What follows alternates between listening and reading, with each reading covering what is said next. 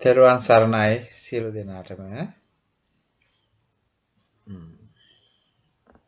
භාග්‍යවන්ත පින්වත්නි, අපි දවසෙන් දවස සතියෙන් සතිය ධර්ම ගවේෂණයේ විවිධ පැතිවලට අපි ගමන් කරනවා. ධර්ම දේශනාව කරන්න කලින් පුංචි අවවාදයක් දෙන්න තියෙනවා. ඒ තමයි මට පුංචි බයක් තියෙනවා. අපි දහම් කරුණු මේ වගේ දිනපතා අපි කතා කරනවා. එකිනෙකට වෙනස් දහම් කරුණු අපි කතා කරනවා.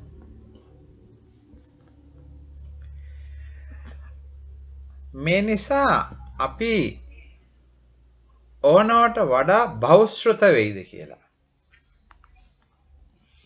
ඒ කිව්වේ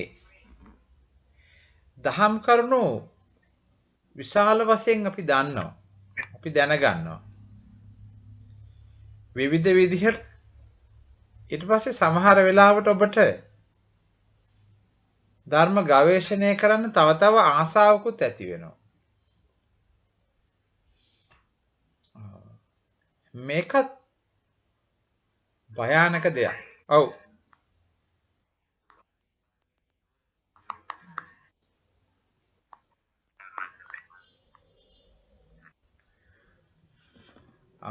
ඒ නිසා කරුණාවෙන් මා ඉල්ලා සිටිනවා සියලු දෙනාටම අපි දහම සොයාගෙන යන ගමන අපි යන්නට ඕන. අපි ඒ ගමනට වඩා අපේ වැදගත්කම දෙන්නට ඕන. අපි ධර්මය අපේ ජීවිතයට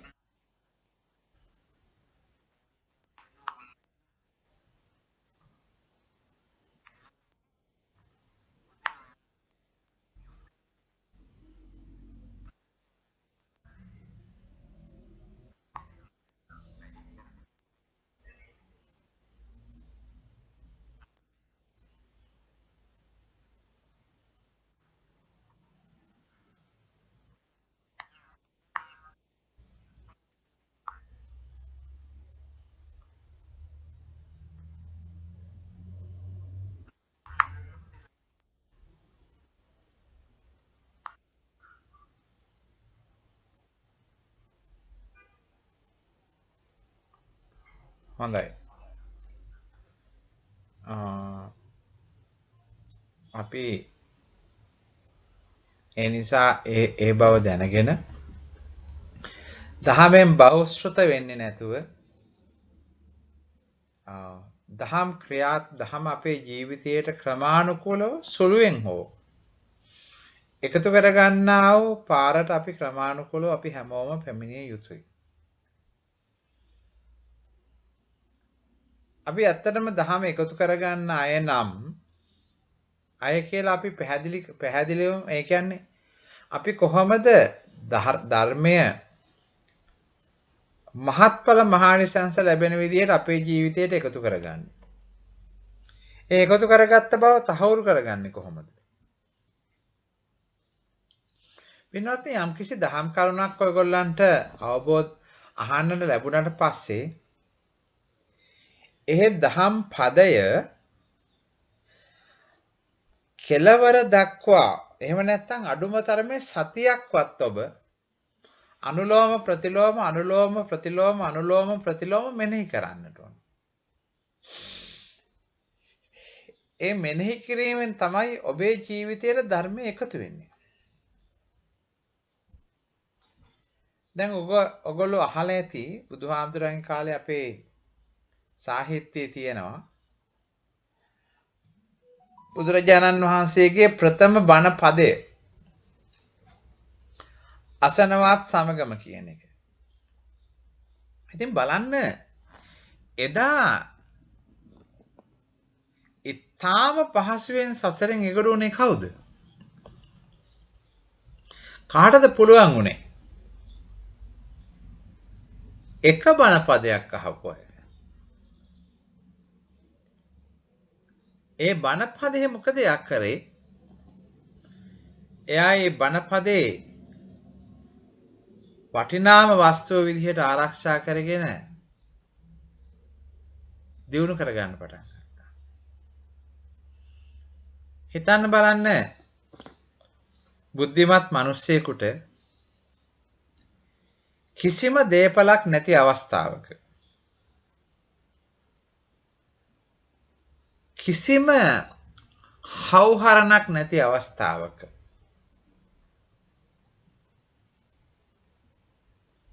ඔබට හම්බෙනවා රුපියල් 10 කාසියක්. ඔය රුපියල් 10 කාසිය කොයිතරම් මෙයාට වටිනවද? එයාට පින්වත්නි ඔය රුපියල් 10 කාසිය රන් පවුමකට වඩා වටිනවා මේ මොහොතට. ඇයි යාට වස්තුව කියලා තියනවා නම් තියෙන්නේ මේ රුපියල් 10 කාසිය පමණමයි. හැබැයි පින්වත්නි ඔබ කල්පනා කරලා බැලුවොත් ඔබේ ගෙදර රුපියල් 10 කාසි දාලා තියෙන විදිය කොහොමද? අපි 10 කාසි පරිස්සම් කරලා තියනවාද? සමහර විට එක එක තැන්වල වෙන්න පුළුවන්. වාහන තියන අය වාහන ඉස්සරහා ළඟ කාසි තියනවා වෙන්න පුළුවන්. බිම වැටලා තිබුණොත් බිම වැටලම තමයි. එයාට ඒ රුපියල් 10 වටින්නේ නැහැ. ඇයි ඒ? එයාට සල්ලි ගොඩක් තියෙනවා. ඒ නිසා පින්වත්නි මේ දහම් කරුණු වැඩි වෙන්න ඔබ දහම තුල අතරමං වීමක් වෙනවා. ඒ නිසා මමත් කල්පනා කරනවා ඉදිරියේදී ඔබ සමග පුබ්බේ අනනුසුතේසු ධම්මේසු අලුත් දහම් කරුණු බෙදා හදා ගන්නකොට ටිකක් බොහොම අඩුවෙන් අලුත් දහම් කරුණු වලට යොමු වෙන්න. නැත්තම් ඔබ හැමදාම බලාපොරොත්තු වෙනවා පොඩිගුරුතුමාගෙන් අලුත් දහම් කරුණක් එකතු කරගන්නවා. ඊළඟ සතිය ආපහු බලාපොරොත්තු වෙනවා තවත් අලුත් එකක්. දැනුම වැඩි වෙනවා, බහුශ්‍රృతභාවය වැඩි වෙනවා. ඒ අතරින් බොහෝම සුළුවෙන් මේ දහම් කරුණු ජීවිතයට එකතු වෙනවා. හොඳයි. මම අද බලාපොරොත්තු වෙන්නේ ඔබ සියලු දෙනාම භව චාරිකාවක් එක්කන් යන්න. මේ භව චාරිකාව ගැන අපිට කතා කරන්න වෙන පියවරයන් කීපයක් තියෙනවා. අපි ඉස්සෙල්ලාම අරන් බලපුවම බුදුරජාණන් වහන්සේ මේ මම භවය කියන එක තව පොඩ්ඩකින් පැහැදිලි කරන්න. බුදුරජාණන් වහන්සේ ඉස්සෙල්ලාම මේ භවය කියන එක හඳුන්වා දීමක් කරනවා. ඒ වගේම අපි අද භවය ගැන අර්ථකථනය කරගෙන දැනගෙන ඉන්නේ කොහොමද? අපි භවය ගැන දැනගෙන ඉන්නේ අපි භවය කියපුවාම මොකද්ද කියලා අහපුවාම අපිත් මේ ඉපදී මෙරි යලි ඉපදෙමින් යලි මැරෙමින් යන ගමන තමයි භවය කියලා කියන්නේ. අපි මේ ආත්මය ඉවර කරලා මේ ජාති ඉවර කරලා මේ යනවා ආපහු අපි උපදිනවා. ආපහු ඒ ආත්මේ ටික කාලයක් ඉන්නවා ආපහු මේ යනවා. මෙන්න මේක තමයි භවය කියන්නේ කියන එක බොහොම සරල අර්ථයකින් මම හිතන්නේ අපිට බහ තේරෙන කාලේ ඉඳලම අපි ඉගෙනගෙන තියෙනවා. ඊළඟට පින්වත්නි ඒ නිසා අපි මේ භවය සකස් කරගන්න ඕන. භවය හොඳ කරගන්නට ඕන. ඊළඟ ආත්මය යහපත් කරගන්නට ඕන. මේ වගේ විවිධ අරමුණු අපි මේ හරහා අපි ඇති කරගෙන අපි කුසලයේ නියැලෙන්න අපි පටන් ගන්නවා. ඒක තමයි අපේ පළවෙනි අධ්‍යයනය. හොඳයි. නරක දෙයක් නෙවෙයි. ඊටාම හොඳ දෙයක්. දැන් ඔන්න අපි පළවෙනි පියව අධ්‍යයනයේ යෙදෙනකොට ඒ අනුව තමයි අපි ඔය ගොඩාක් ඒ දේවල් කරන්නේ. ඒ ගැන වැඩි කතා කරන්න යන්න ඕන ඔයගොල්ලෝ දන්නවා. ඊට පස්සේ අපි මේ භවය ගැන තව දෙවෙනි පියවර විදිහට බුදුරජාණන් වහන්සේ පැහැදිලි කරනවා මේ භවය තුල තිබෙනවා කොටස් තුනක්. උන්වහන්සේ පැහැදිලි කරනවා. භවයේ ආශ්‍රිතව දේශනා කරලා තියෙන සූත්‍රවල පැහැදිලි කරනවා. භවය ත්‍රිවැදෑරුම්. මොකද්ද? කාමාවචර භවය, රූපාවචර භවය, අරූපාවචර භවය කියලා. අපි ඔක කලින් කතා කරලා තියෙනවා කාමාවචර, රූපාවචර, අරූපාවචර ලෝක හැටියට. ඒ අනුව අපට සතර අපාය, මනුෂ්‍ය ලෝකේ, සදිව්‍ය ලෝක, කාමාවචර ලෝක විදිහටත්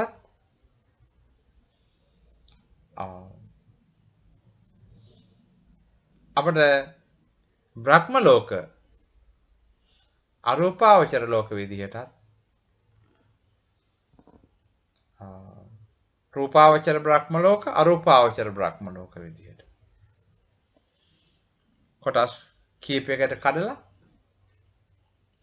මේ ලෝක විෂය කොටස් කරලා පෙන්නනවා. හරියට පෘථිවියේ අපි රටවල් වර්ග කරන්නේ. ලංකාව, ඉන්දියාව, පාකිස්තානය, ජපානය, චීනය, අන්න ඒ වගේ බුදුරජාණන් වහන්සේගේ දේශනාවන් වල තියෙනවා මෙන්න මේ භව විග්‍රහ කරගෙන යම් කිසි දවසක මෙන්න මේ සියලුම භවයන්ගෙන් නිදහස් වුණ තම දවසට තමයි මේ සකල ක්ලේශයින්ම ප්‍රහීන වෙන්නේ කියන එක උන්වහන්සේ මනාව දේශනා කරනවා උන්වහන්සේගේ දේශනාවන් තුළ.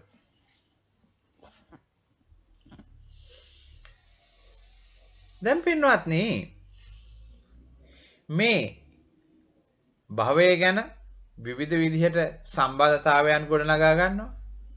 පටිච්ච සමුප්පාදය ගැන කතා කරනවා. කාම තණ්හා, භව තණ්හා, විභව තණ්හා කියලා දේශනා කරනවා. භව චක්‍ර ගැන කතා කරනවා. මේ භවය කියන එක පිළිබඳව විවිධ පැතිකඩයන් වලින් තථාගත සම්මා සම්බුදුරජාණන් වහන්සේ අපට පැහැදිලි කරලා දීලා තියෙනවා. දැන් පින්වත්නි ඒ බුදුරජාණන් වහන්සේ විසින් පැහැදිලි කරලා තිබෙන සියලු පැහැදිලි කිරීම සම්පින්ඩණය කරගනිමින් විදසුන් වඩන කෙනෙක් සසර දුකින් එගොඩ වීම සඳහා පෙරුම්දම් පුරන කෙනෙක් විදර්ශනා ඥානය පහළ කරගත්ත කෙනෙක් මේ භවය මොන විදිහටද දැකගත යුත්තේ, හඳුනාගත යුත්තේ කියන එක පිළිබඳව සුළු අදහසක් මම ඔබ සියලු දෙනාට ලබා දෙන්නම්. ඔය මම මෙතෙක් වෙලා පැහැදිලි කරපු දේවල් පොත්පත් පරිශීලනයෙන් ධර්මදේශනා ශ්‍රවණය කිරීමෙන් ඔබට දැනගන්න පුළුවන් වෙනවා. හැබැයි මෙතනින් එහාට යනකොට ඔබට ඒ දැනුම විතරක් ප්‍රමාණවත් මදි. ඒ වගේම තමයි ඒ දැනුම අත්‍යවම අවශ්‍ය වෙන්නේත් නැහැ. අපිට එතනින් එහාට විදසුන් වඩන කෙනාට යථාභූතේ ඥාන වූ කෙනාට එයා තව කෙනෙක් මත යැපෙන්න ඕන නැහැ ධර්ම අවබෝධය ලබා ගැනීම සඳහා. දැන් පින්වත්නි මේ භවය කියන්නේ මොකක්ද? අපි චුට්ටක් ගැඹුරින් අවබෝධ කරගන්න බලමු. පින්වත්නි මේ භවය කියන වචනේ තේරුම අපි මුලින්ම නිවැරදිව තේරුම් ගන්නට ඕන. පින්වත්නි භවය කියලා කියන්නේ අපි අද විවහාරයේ දන්න එකට වඩා ටිකක් ගැඹුරුයි. විවහාරය අපි දන්නේ අර මෙරි මෙරි ඉපදෙන එකනේ. ඊට වඩා තරමක් චුට්ටක් ගැඹුරුයි. භවය කියන්නේ පින්වත්නි භවයට සමාන වචනයක් කිව්වොත් එහෙම මම භවය සමානයි පැවතීම. භවය සමානයි පැවතීම කියන එකට. හොඳට තේරුම් ගන්න. භවය කියන වචනේ සැබෑ අර්ථය පැවතීම කියන එක. දැන් ඔන්න ඔය පැවතීම කියන අර්ථයත් එක්ක මේ භවය විග්‍රහ කරගන්න උත්සාහවන්ත වෙන්න. භවය කියන්නේ පැවතීම. භවය කියන්නේ මෙරි මෙරි ඉපදෙමින් යලි මැරෙමින් යලි ඉපදෙමින් යනවා කියන අර්ථයෙන් නෙවෙයි අපි ගැඹුරෙන් අවබෝධ කරගන්නට ඕන. භවය යනු පැවතීමයි. දැන් පින්වත්නි මේ පැවතීම කියන එක ගන්න. මේ පැවතීම කියන ධර්මතාවය විශාල ගැඹුරක් තියෙන ධර්මතාවයක්. ඒ වගේම මේ ධර්මතාවයේ තේරුම් ගැනීම බොහෝ අමාරු දෙයක්. ඔබේ ප්‍රඥාව හොඳට පාවිච්චි කරන්න ඕන එකක් තමයි මේ පැවතීම කියන එක තේරුම් ගන්න. හැබැයි ඒ දේ ඔබට කරන්න පුළුවන්. ඔබට ඒ දේ කරන්න පුළුවන්. පින්වත්නි මේ පැවතීම කියන එක පැහැදිලි කරන්න තව මම සරල උදාහරණයක් එකතු කරගන්න. දැන් ඔබේ වයස කීයද? ඔබ කියාවි ඔබේ වයස.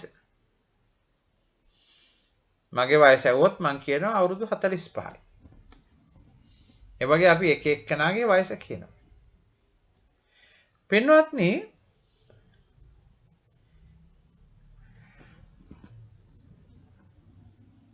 මේ අවුරුදු 45ක් කියලා මං කියන්නේ ඇයි?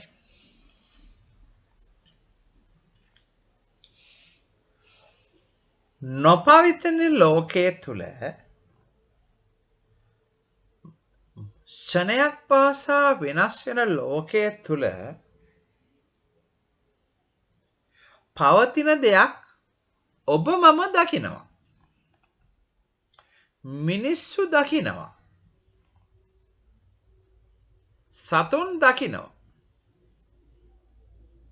මේක හොඳට තේරුම් ගන්න බෑ. නැති ලෝකයක් තුල අපි දෙයක් දකිනවා. නොපවතින දෙයක් තුල ලෝකයක් තුල අපි පවතින දෙයක් දකිනවා.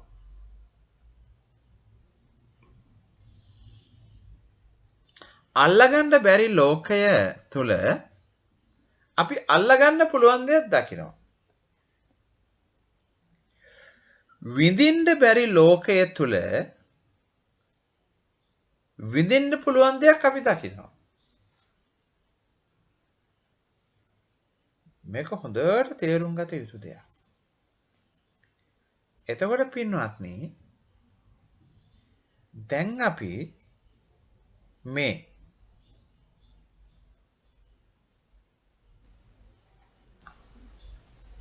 අනිත්‍ය ලෝකයේ තුල අපේ ළඟ අපි ඇති කරගෙන තියෙන වෙනස් නොවන එක මොකක්ද? ඒක පැහැදිලි කරගන්න හොඳම ලේසි තමයි ඔබ ඔබේ නමින් නම. අපේ නවරත්න කිව්වොත් ඒ නම. නවරත්න කියනවා. මම මගේ අම්මා තාත්තා මෙය මම පාසල් ගියේ මෙහි මම O level pass O level results මේකයි A level results මේකයි මේ වගේ අපේ දිග කතාවම අපි කියනවනේ. දැන් පින්වත්නි මෙන්න මේ දිග කතාව තුළ තමයි මේ කතාව ගවේෂණය කරන්න ඕන මේ පැවැත්ම කියන එක හඳුනා ගන්න. නිකම් මේ පැවැත්ම කියන එකට මම සරල උදාහරණයක් කියන්නම්. ඒක අපි එක එක්කනාගෙන් වෙනස් වෙනවා. නමුත් පොදුවේ යම් කිසි දෙයක් කියනවා නම් මම මේ පැවැත්ම හඳුනා ගන්න පුළුවන් දෙයක් තියෙනවා. දැන් බලන්න. දැන් අපි මෙතන ඉන්න හැමෝටම 26 දෙනෙක් ඉන්නවා කනෙක්ට් වෙලා. මේ 26 දෙනා හරහා තව විශාල පිරිසක් ඉන්නවා. ඔබ කල්පනා කරන්න බලන්න ඔබේ වයස කොටස් අවුරුදු වලට කඩන්න බලන්න. මව් කුසේදී අවුරුදු 1ක් 2ක් වගේ අතර 3ක් 5ක් 2ක් 5ක් අතර 10ක් 5ක් 10ක් අතර 10ක් 15ක් අතර 15ක් 20ක් අතර 20ක් 30ක් අතර ඒ වගේ බෙදාන යන්නකො බලන්න. ඒ වගේ අද ඔබ ඉන්න වයස් මට්ටමක් තියෙනවා. දැන් මගේ වයස අවුරුදු 46ක් නිසා මම යොදාගන්නේ මම බලන්නේ මගේ අවුරුදු 40ත් 50ත් අතර කාල සීමාව තුළ මම මොනවද කරන්නේ. එතකොට මේ ඒ වගේ අපිට බෙදා ගන්න පුළුවන්. මේ කාල සීමාව ගත්තාම ඒ හැම කාලෙටම ඔයාගේ ජීවිතය සඳහා ඔබට නැතුවම බැරි දෙයක් තියෙනවා. අපි හැමෝටම ඒ ජීවිත කාලයට අදාළ පොදුවේ මම කතා කරන්නේ නැතුවම බැරි දෙයක් තියෙනවා. මේ මම කතා කරන්නේ ලෞකික ඇලීම කෙලෙස් ආශ්‍රිත දෙයක් ගැන. කෙලෙස් ආශ්‍රිත දෙයක් ගැන නැත්නම් දහමක් ගැන නිදහමට තියෙන කැමැත්ත නෙමෙයි. හැමෝගෙම ළඟ තියෙනවා අත්‍යවම අවශ්‍ය වන කෙලෙස් බැඳීමක්. හරියට ඒ කෙලෙස් බැඳීම තමයි ඔබේ ජීවිතය කියලා අද දැනෙන්නේ. ඒ වෙනුවෙන් ජීවිත පරිත්‍යාග කරන්න ඔබ කැමතියි. ඒ වෙනුවෙන් ඕන දෙයක් කරන්න ඔබ කැමතියි. හඳුනාගන්න. අපි හැමෝටම අනිවාර්යයෙන්ම එහෙම එකක් තියෙන්නම ඕන. එහෙම නැත්නම් හරිම සුවිශේෂී පුද්ගලයෙක්. ඒ වගේ අය ඉන්න පුළුවන් හැබැයි. නැත්තේ නෑ. එන්න ඒ අවශ්‍යතාවයේ වෙනුවෙන් ඔබ සූදානම් ඕනෑම දෙයක් කැප කරන්න. ඒ අවශ්‍යතාවයේ ඉටු වෙන ඕනෑම දෙයක් ලැබූ පමණින් ඔබ සිප වැළඳ ගන්නවා. ඔබ බාර ගන්නවා. ඒ දෙයට කිසිම ආකාරයකට තර්ජනයක් වෙන්න දෙන්නේ නැහැ. වචනයකින් පවා ඔබේ ඒ අත්‍යවශ්‍ය දෙයට අත්‍යම අවශ්‍ය දෙයට කවුරු හරි කෙනෙක් පුංචි ඒකට එරෙහිව වචනයක් කතා කරොත් එයා ඔබේ හතුර විදිහට ඔබ දකින්න පටන් ගන්නවා.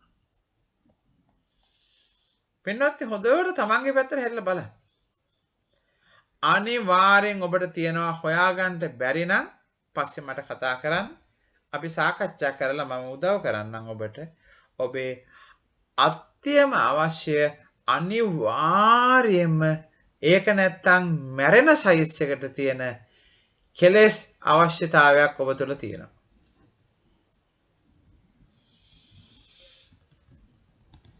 ඔයිට අමතරව ඒ අවස්ථාවට තමන්ගේ ජීවිතේ ඒක කියලා හිතන අවශ්‍යතාවයනුත් එනවා. ඒ කියන්නේ සමහරට උදේට ඒක අත්‍යවම අවශ්‍යයි. ඒක නැත්තම් කිසි දෙයක් කරන්න බෑ. හරියට ඒක තමයි ජීවිත පණ වගේ. හැබැයි ඒක දවල් වෙනකොට ඕන වෙන්නේ නැහැ. දවල් වෙනකොට වෙන දෙයක්. රැ වෙනකොට තව එකක් වෙන්න පුළුවන්. ඒ නිසා පින්වත්නි මේ අපේ ජීවිතය තුළ ජීවිතයේ විනිවිද විග්‍රහ කරන්න ගන්නකොට ඔබට පෙනේවි ඒ වගේ જાතිත් අපේ ළඟ තියෙනවා කියන එක. කරුණා කරලා ඒව හඳුනා ගන්න.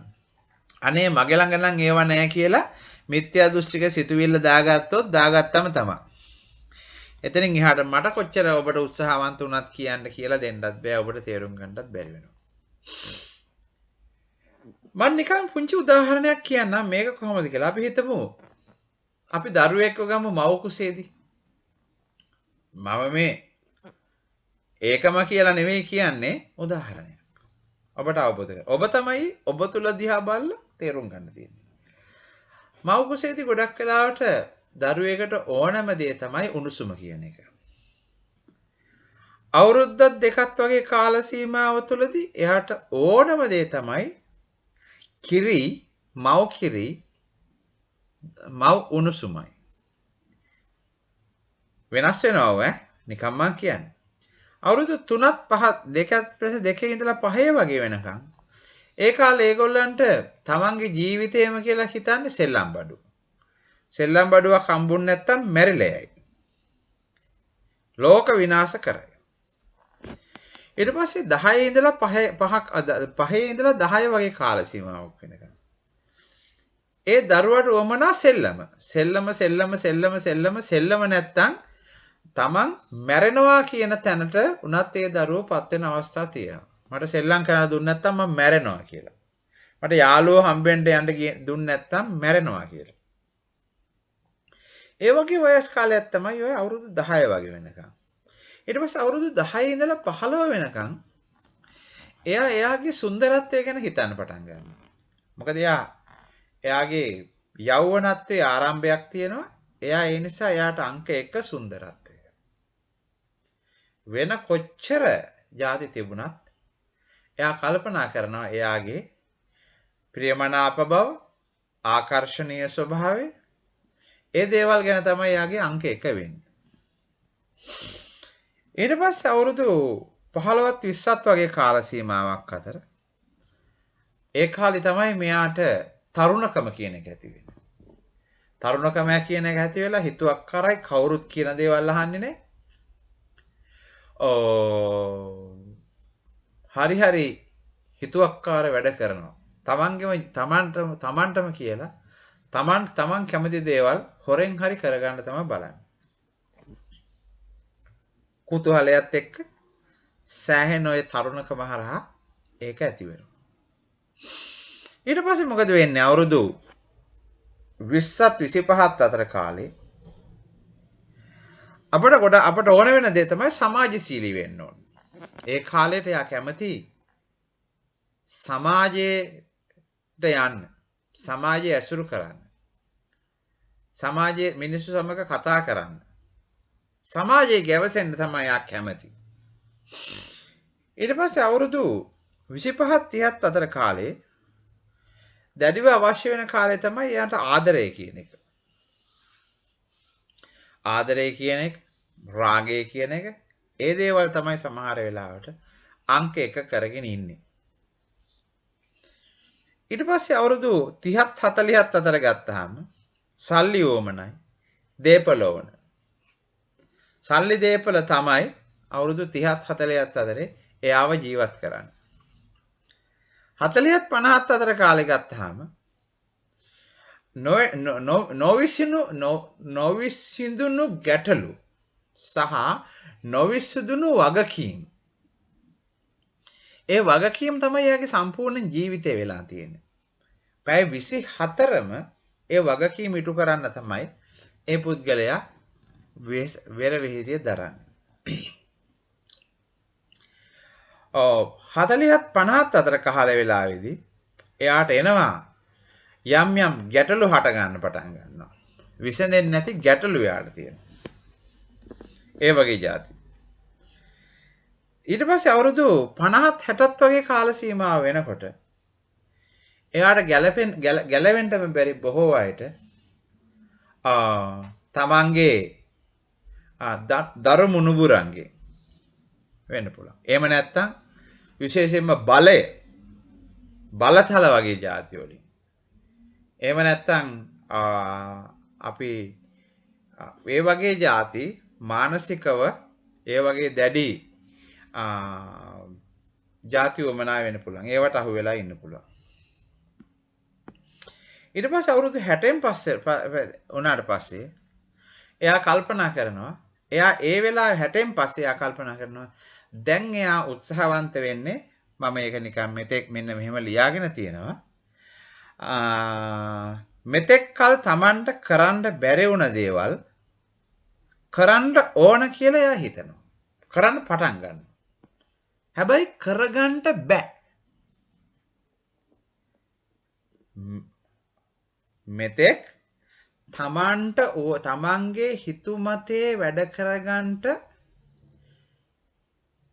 බැරුව හිටපු කෙනා එයා පටන් ගන්නවා දැන් මට හිතුමතේ වැඩ කරන්න ඕන කියලා.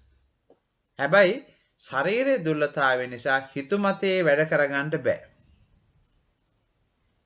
එන්න ඒ අනුව තමයි එයා ඒක ගැටලුවක් කරගෙන ඉන්නවා. ඒ නිසා මානසික වශයෙන් එහෙම විශාල වශයෙන් පීඩනයටපත් වෙන අවස්ථා තියෙනවා. මරණයේදී එයා කල්පනා එයාට තියෙන ගැටලුව තමයි ජීවත් වෙන්නේ කොහොමද කියන එක.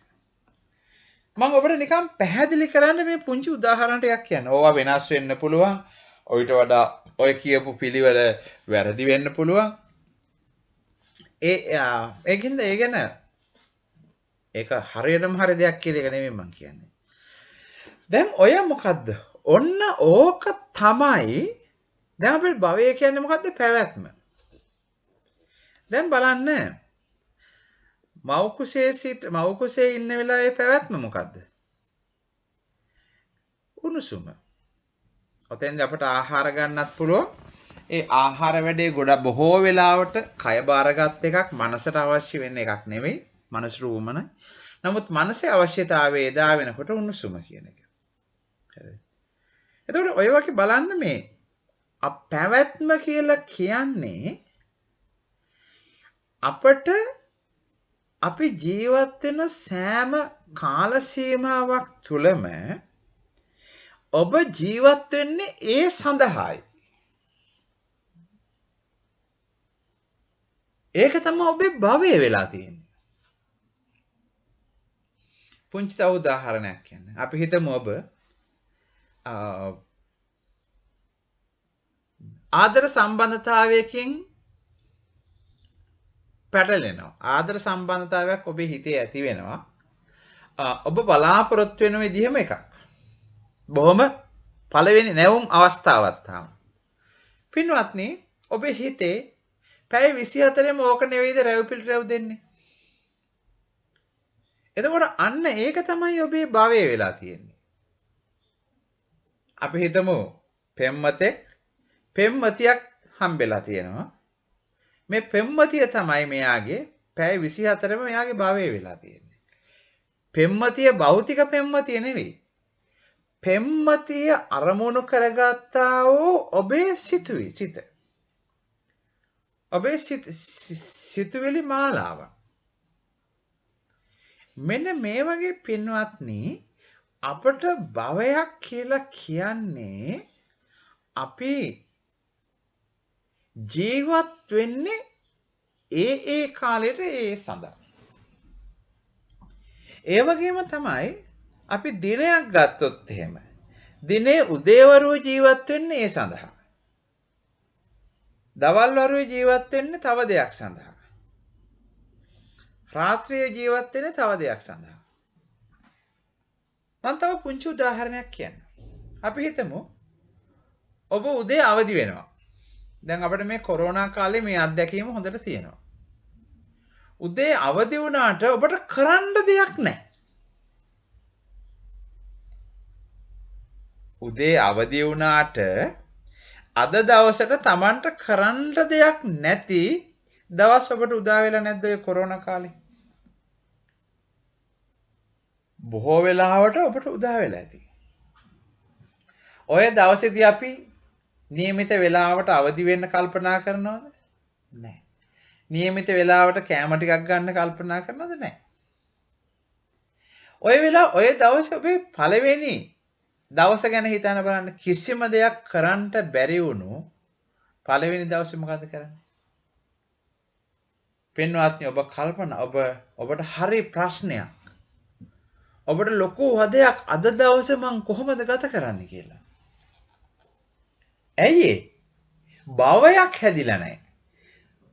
භවයක් හැදිලා නැති නිසා එදා දවස හරියම අමාරුයි ඔබට ගත කරන්න. හැබැයි තව දවසක් තියෙනවා වැඩ රාජකාරී රාශියක්. එකිනෙකට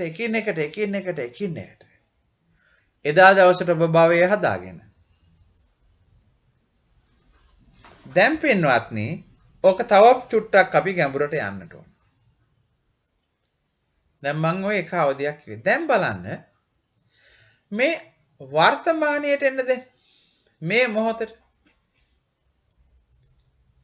මේ මොහොතට එනකොට දැන් ඔබේ භවය හටගෙන තියෙන්නේ මොකද්ද? මේ දහමත් එක්ක. ධර්මයත් එක්ක භවය හටගෙන තියෙනවා.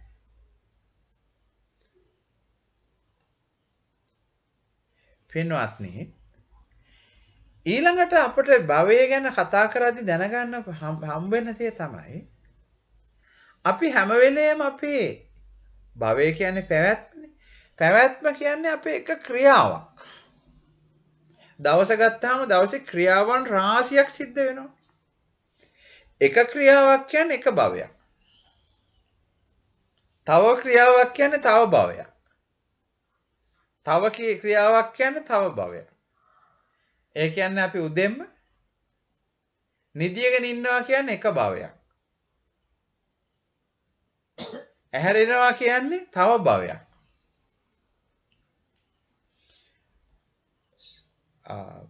සුද්ධ පවිත්‍ර වීමට ටොයිලට් එකට යනවා කියන්නේ තව භවයක්. අලුත් ඇඳුමක් ඇඳ ගන්නවා කියන එක තව භවයක්. උදේට කෑම වේලක් කනවා කියන එක තව භවයක්. දැන් මේ භවයෙන් භවයට අපි මාරු වෙවි ඉන්නවා. ඒ නිසා අපි අද අවදි වුණ දවසේ ඉඳලා මේ වෙනකන් අපි හොඳට අපි භවචාරිකාවක් කරලා තියෙනවා. දැන් ඕනනම් ওই භවචාරිකාව ආපහු මනසින් යන්නත් පුළුවන්. පින්වත්නි ඒ නිසා මෙන්න මේ වගේ අවස්ථාවකත් පැවැත්ම කියන අර්ථයත් එක්ක ගත්තාම ඒ මොහොතට ඔබ පැවදිලා තියෙන්නේ කාර්ය නිසා. එහෙම නෙවෙයි. ඒ කාර්ය නැත්තම් ඔබේ පැවැත්මක් නැහැ. අඩුම තරමේ. ඔබ නිදියන්න ගියපුවාම ඔබට නිින්ද ගිහිල්ලා තියෙනවා.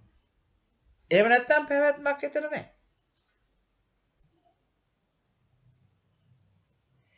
නිදි මරන්න නැතුව ඇහැරලා ඉන්න වෙන අවස්ථාවකදී ඔබට නිින්ද යන්නේ නැති වෙන්න ඕන. අන්න එතකොටයි ඔබේ පැවැත්ම තියෙන්නේ. ඒ නිසා පින්වත්නි මේ භවය කියන එක ධර්මතාවයක් ලෙස බොහොම ගැඹුරෙන් අපට හඳුනා ගන්න පුළුවන් වෙනවා. දැන් පින්වත්නි තවත් පියවරක් අපි අතුලට යමු. දැන් භවය කියන්නේ පැවැත්ම නම් දැන් අපි චිත්තානුපස්සනාව වඩපු හැමෝටම සංවේදී වෙන දෙයක් තමයි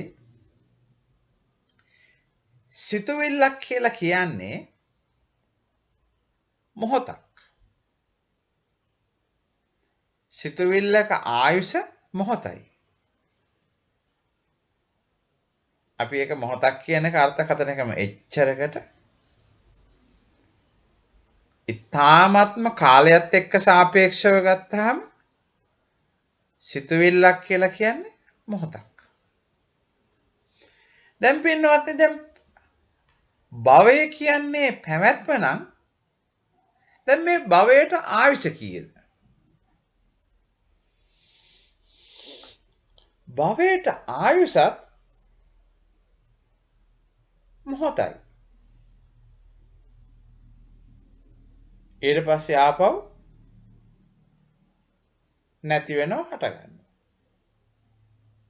මේ භවය කියන තැනට දැන් එන්න. අතීතය තුළ භවයක් දැන් ඔබට තේරෙනවා අතීතය තුළ භවයක් නැහැ. අනාගතය තුළ භවයකුත් නැහැ. භවයේ තියෙන වර්තමානය තුළ කියන එක. මොකද අපි වර්තමානයේ අපි හැමෝම ජීවත් වෙන්නේ පවතින්නේ. අපිට පුළුවන් ද අද උදේට ගිහිල්ලා එන්න දැන් කවදාවත් බෑ. අපිට පුළුවන් දැන් ධර්ම දේශනාව පටන් ගත්ත තැනට ගිහිල්ලා එන්න කවදාවත් බෑ. එස පැවැත්ම කියලා කියන්නේ මොකද්ද? පැවැත්ම කියන්නේ වර්තමානය. දැන් භවය කියන්නේ මොකද්ද? මගේ මේ හඬ. ඔබේ භවය කියන්නේ මොකද්ද? මේ කියන එක දේ ඇහෙන එක. මෙන්න භවය. පින්වත්නි මෙන්න මේ භවය කියන්නේ වර්තමානයේ එනකොට දැන් ඊළඟට තව විදසුන් වඩපු කෙනා චිත්තානුපස්සනාව වඩපු කෙනා තව පැත්තකින් තේරුම් ගන්නවා එක මොහොතක අපට පහළ වෙනු ලබන්නේ එකම එක සිතුවිල්ලක් පමණි. සිතුවිලි දෙකක් කිසිම දවසක එකම මොහොතේ හට නොගනි.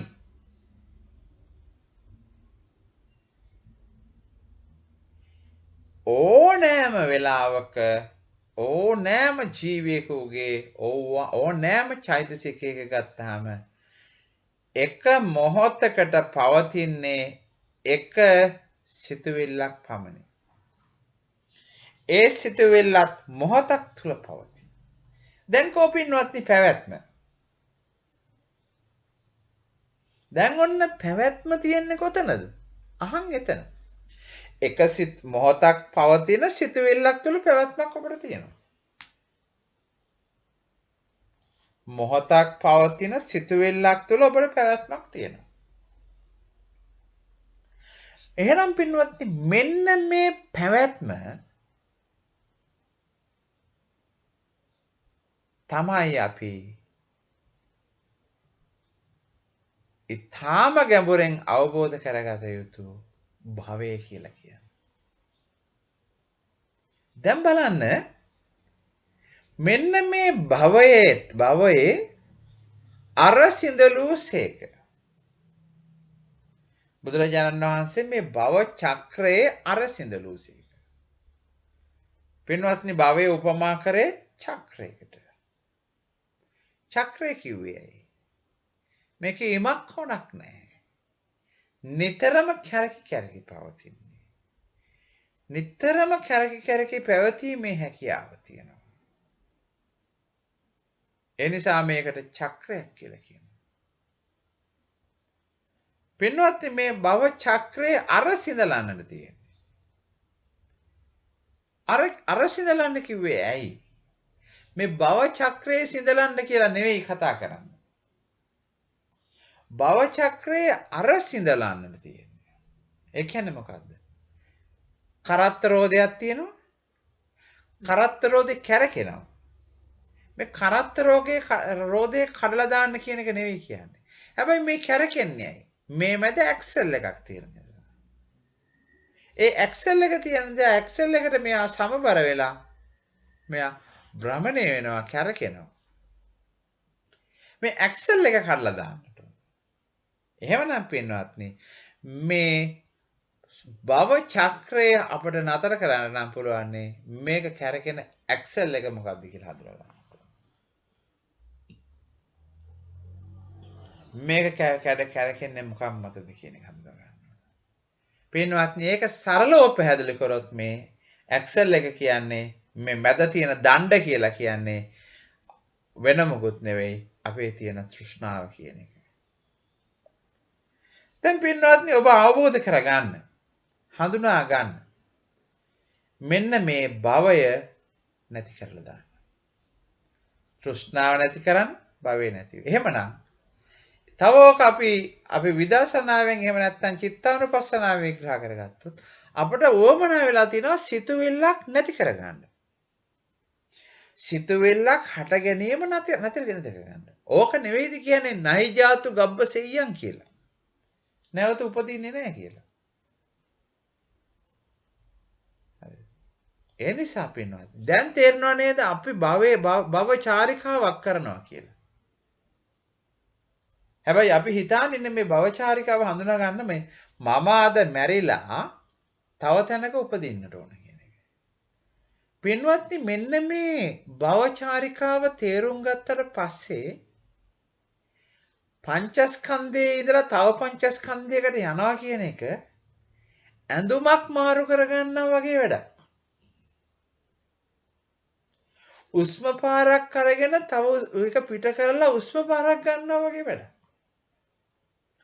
මේක තේරුම් ගත්තට පස්සේ එක උස්ම පාරක් ගන්නේ මේ ශරීරයේ ඊළඟ උස්ම පාර ගන්නේ තව ශරීරයක.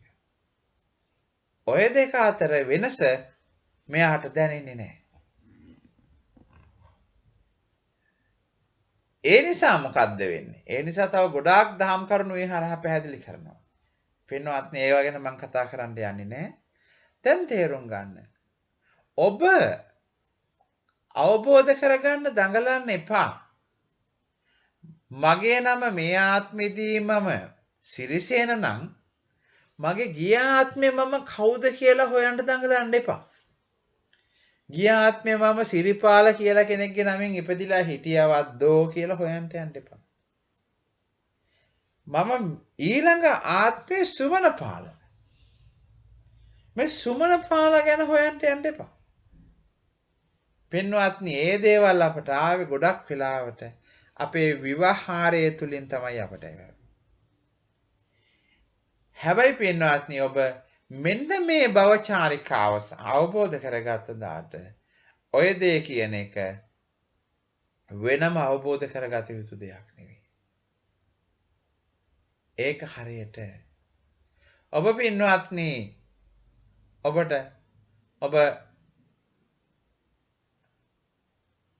හෝටල් එකට ගිහිල්ලා දවල් කෑම වේලක් කඩෙන් කනවා. බත් වේලක් ලන්ච් එක. පින්වත්නි ඒ බත් එක ගන්නට ඔය ඇතුළට ගියම කෑම කණ්ඩායම කියලා ගත්තාම ඔයාට මේසයක් කොහොමදත් හම්බෙනවා.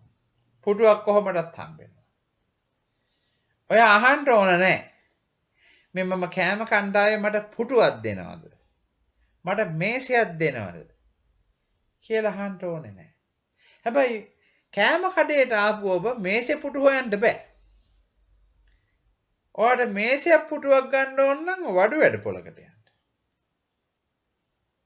වෙනම අවශ්‍යතාවයකට. හැබැයි ඔබ කෑම කණ්ඩායම නම් ඔබට මේසයක් පුටුවක් ස්වභාවයෙන්ම ලැබෙනවා. ලැබෙනවා ඔයා කාලේ ඉවර වුණාට පස්සේ ඔය මේසේ පුටුවයි දෙක ඔතාගෙන එම නැත්නම් පොඩි බඩි ලොරියක් ගෙනල්ලා දාගෙන යන්න ඔයා උත්සාහවන්ත වෙන්නේ නැහැ. කෑවමයි පරිහරණය කරාමයි තිබ්බා ගියා. පින්වත්නි ඔන්න ඔය තැනට අපේ දැන් මේ වර්තමානයේ සහ භවය අපි අරන් එන්නට ඕනේ ඊට පස්සේ.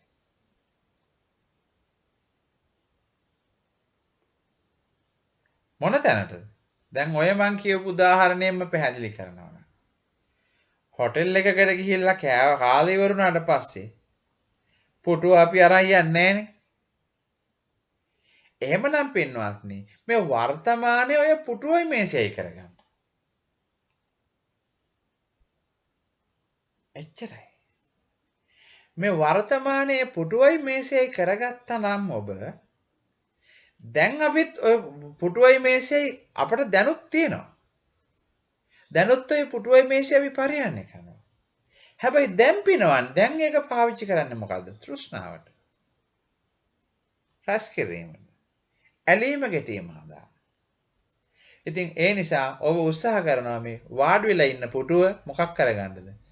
ලණුවකින් බැඳ ගන්න. ඇයි අරයි යන්නේ? මේසෙ මොකද කරන්න යන්නේ? මේසෙත් ඇඟේ ගැට ගහ ගන්න බලනවා. අරයි යන්න අදහස. පින්වත්නි මෙන්න මේ දේ සරල උදාහරණයක්. ඒ කතා කරපු උදාහරණයක් කරාම මම කිව්වේ. ඒ නිසා පින්වත්නි දැන් අපි මොනවද මේ වෙනුවෙන් කරන්නට ඕන? ඉස්සල්ලාම මේ භවය හඳුනා ගන්න. භවය හඳුනාගෙන භවය නැති කරන්න දඟලන්න එපා. භවය කියන්නේ තව ක්‍රියාවක ඵලයක්. භවය කියන්නේ මොකද්ද මං කිව්වේ වර්තමානය. වර්තමාන සිතුවිල්ල නැති කර ගැනීම සඳහා කීයටවත් දඟලන්න එපා.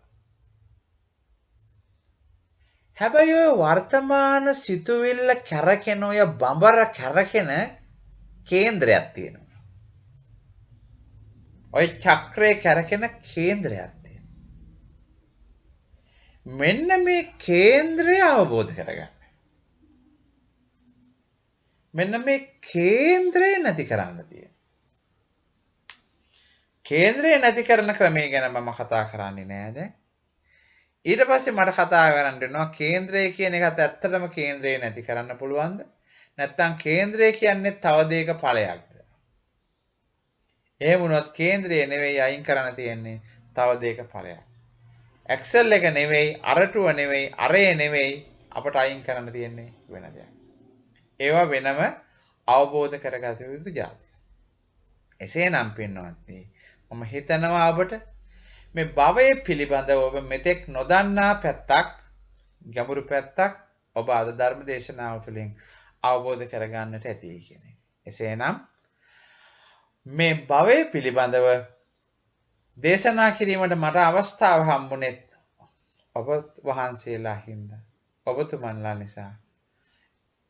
ඒ දේ කියන්න පුළුවන් වුණේ ඔබතුමන්ලා මේ දේ තේරුම් ගන්න නිසා සහ අහගෙන සිටින නිසා. මේ තුලින් අපි සියලු දෙනාම කුසල් සැස් කරගත්තා. අනන්ත අප්‍රමාණ කුසල් සැස් කරගත්තා. මේ කුසලානිසංස බලයෙන් අපි ප්‍රාර්ථනීය බෝධියකින් අජරාමර නිවනින් සැනසීමට මේ ධර්ම ශ්‍රවණය කළ පිනත් ධර්ම දේශනා කළ පිනත් හේතු වේවායි වාසනාව වේවායි සිතා ආදර ගෞරවයෙන් සාදර භක්තියෙන් මේ පින් අනුමෝදන් විය යුත්තේමය.